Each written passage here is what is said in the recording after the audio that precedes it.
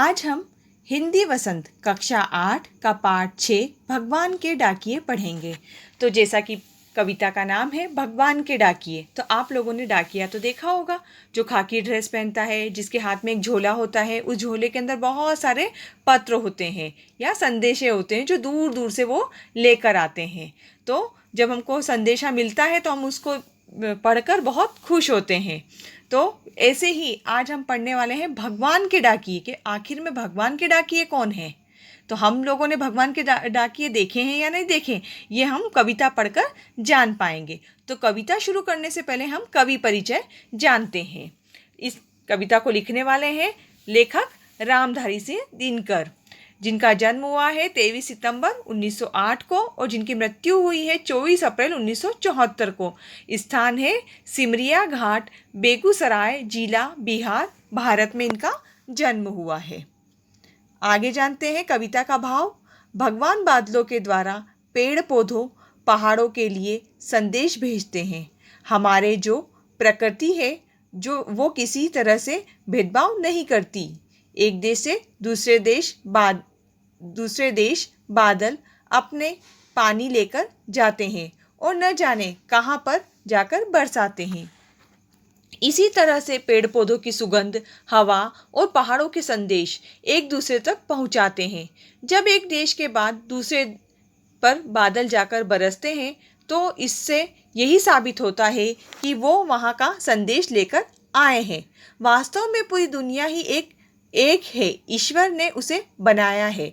हमें उसमें भेदभाव नहीं करना चाहिए, क्योंकि प्रकृति ने दो देशों में फ़र्क नहीं किया, उन्होंने कोई फ़र्क नहीं समझा। फिर हम इंसान क्यों ऐसा करते हैं? हमें ऐसा नहीं करना चाहिए। हमें किसी तरह के भेदभाव अपने दिलो दिमाग में नहीं रखना चाहिए। मानवता और प्रेम की भावनाओं को बढ़ावा देना चाहिए। यह सुंदर कविता इसी भाव को लेकर लिखी गई है। आगे हम देखते हैं पाठ प्रवेश। इस कविता के द्वारा कवि कहते हैं कि भगवान बादलों के द्वारा पेड़ पौधों पहाड़ों के लिए संदेश भेजते हैं। बादलों द्वारा बरसाया जल उनके लिए सुखद संदेश लाता है। कवि पूरे विश्व को एक मानते हैं, क्योंकि प्रकृति में ने दो देशों में फर्क नहीं समझा। वे कहते हैं एक देश से दूसरे देश को जाती सुगंध को कोई बांध नहीं सकता। इस कविता की भाषा तत्सम तद्भव शब्दों से युक्त सरल भाषा है। पाठ का सार। इस कविता में दिनकर जी बताते हैं कि पक्षी और बादल भगवान के डाकिए हैं, जो एक विशाल देश का संदेश लेकर दूसरे विशाल देश को जाते हैं। उनके लाए पत्र हम नहीं समझ पाते, मगर पेड़ पौधे, जल और पहाड़ पढ़ लेते हैं। यहाँ कवि ने बादलों को हवा में और पक्षियों को पंखों पर तैरते दिखाया है। वे कहते हैं कि एक देश की सुगंधित हवा दूसरे देश पक्षियों के पंखों द्वारा पहुँचती है। इसी प्रकार बादलों के द्वारा एक देश का भाप दूसरे देश में वर्षा बनकर गिरता है। अब चलते हैं हम कविता की ओर। पक्षी और बादल ये भगवान के डाकिए हैं, जो एक महादेश से दूसरे महादेश को जाते हैं। हम तो समझ नहीं पाते, मगर उनकी लाई चिट्ठियाँ पेड़ पौधे पानी और पहाड़ बाँचते हैं। तो कहने का तात्पर्य ये है, कवि ये कहना चाहते हैं पक्षी बादल हवा इन्हें कोई भी बांध कर नहीं रख सकता, और यह एक महादेश से दूसरे महादेश ऐसे ही एक जगह से दूसरी जगह जाते और आते रहते हैं और एक तरफ से वहाँ का संदेश लेकर आते हैं।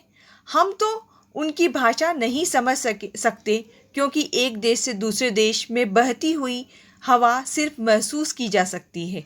हम उनके द्वारा लाई गए संदेशों को नहीं समझ सकते। उनके द्वारा लाए गए जो पत्र हैं वे पेड़ पौधे पानी पहाड़ और ये सब समझ सकते हैं। सब अपने अपने तरीके से कहकर सुनाते हैं। जैसे एक देश का पानी दरिया बनकर बहता है और दूसरे देश तक पहुंचता है, ऐसे ही ऊंचे ऊंचे पहाड़ जो प्राकृतिक है, उन्हें अगर हम देखते हैं दूर से ही वह नज़र आते हैं। ऐसा लगता है जैसे झांक रहे हैं एक देश से दूसरे देश की ओर। इसी तरह से पेड़ पौधे जब फूलों से भर जाते हैं, उनमें कई नई महक पैदा हो जाती है। वो भी बिना किसी बंधन के आज़ादी से बहती है और अपनी खुशियाँ फैलाती है। यह भाव इस पैराग्राफ में कवि ने हमको बतलाया है। आगे देखते हैं हम। अगला पैराग्राफ शुरू करने से पहले हम इस पैराग्राफ के कठिन शब्द देख लेते हैं। डाकिया मतलब संदेश देने वाला, महादेश मतलब विशाल देश, चिट्ठियां मतलब पत्र, और बाँचते मतलब पढ़ना है। अब हम चलते हैं दूसरे पैराग्राफ की ओर। हम तो केवल यह आंकते हैं कि एक देश की धरती दूसरे देश को सुगंध भेजती है, और वह सौरभ हवा में तैरते हुए पक्षियों की पांखों पर तिरता है, और एक देश का भाप दूसरे देश में पानी बनकर गिरता है। अब इस पैराग्राफ का मतलब है, कवि कहते हैं कि हम तो सिर्फ अंदाज़ा ही लगा सकते हैं कि एक देश की धरती दूसरे देश की खुशबू कैसे भेजती होगी। पक्षी एक देश से दूसरे देश जाते हैं और बादल बरसते हैं। इस धरती पर हम तो सिर्फ यह अंदाज़ा ही लगा सकते हैं कि एक देश की धरती दूसरे देश को अपनी सुगंध अर्थात खुशबू भेज रही है, और हवा की खुशबू चारों ओर फैल रही है। कवि ने कितने सुंदर कल्पना की है, और यह सच्चाई भी तो है जो हमारे प्रकृति में विद्यमान है, जो कि ईश्वर की हमें बहुत बड़ी देन है कि बादल, हवा, पेड़, पक्षी एक जगह से दूसरी जगह अपने संदेश को लेकर जाते हैं, और वहीं इस संदेश को समझ भी सकते हैं। हम तो सिर्फ महसूस कर सकते हैं, हम तो सिर्फ जानते हैं। जैसा कि हम सब जानते हैं कि विज्ञान के विषय में भी पढ़ा है कि हम लोगों ने कि जब हमारा तापमान अधिक हो जाता है तो पानी वाष्प बनकर अर्थात भाप बनकर ऊपर की ओर उठता है और आसमान में जाता है। वहाँ पर तापमान कम होने के कारण बादलों में समा जाता है और वाष्प कण बन जाते हैं, और इसी प्रकार जब बादल एक जगह से दूसरी जगह जाते हैं तो वर्षा बनकर बह निकलते हैं। एक देश का पानी वाष्प के रूप में दूसरे देश में वर्षा बनकर जो बिखरता है और यह बरसात हो जाती है। यह अनोखा दृश्य होता है।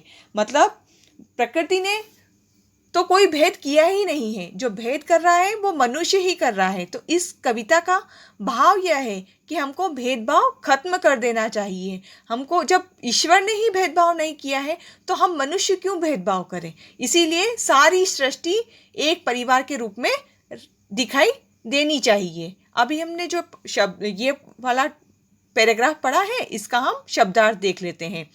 केवल मतलब सिर्फ, आकत मतलब अनुमान, धरती मतलब पृथ्वी, सुगंध मतलब खुशबू, सौरभ मतलब खुशबू, पंखों मतलब पंख, तीरता मतलब तैरता, और भाप मतलब वार्षिक यहाँ पर लिखा हुआ है लेकिन यहाँ पे आएगा वाष्प। धन्यवाद।